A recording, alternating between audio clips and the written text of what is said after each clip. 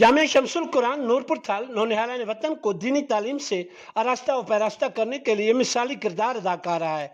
हर साल यहाँ से मुतअद्दिद तुलबा कुरान मजीद फुरकान हमीद हिफ्ज़ करने की शहादत हासिल करते हैं। इमसाल भी इस अजीम दीनी दरसगाह से 20 तुलबा ने कुरान पाक हिफ्ज़ किया, जिनके एजाज़ में प्रिंसिपल इदारा आज़ा अल्लामा शेर मोहम्मद सियालवी की ज़ेर निगरानी दस्तार फजीलत कॉन्फ्रेंस का इनेकाद किया गया, जिसमें उलमाए कराम और मशाइख उज़्ज़ाम ने भरपूर शिरकत की।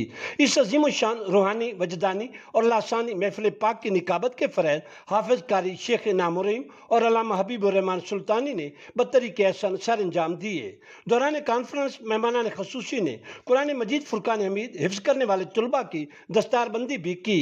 इस मौके पर मुकर्रिरीन का कहना था कि हम अपने बच्चों को दीनी तालीम से आरास्ता करें, जो कि अशद ज़रूरी है। उलमाए कराम का कहना था कि हम अपनी औलादों को दीनी तालीम दिलवा कर फलाह दारैन हासिल कर सकते हैं।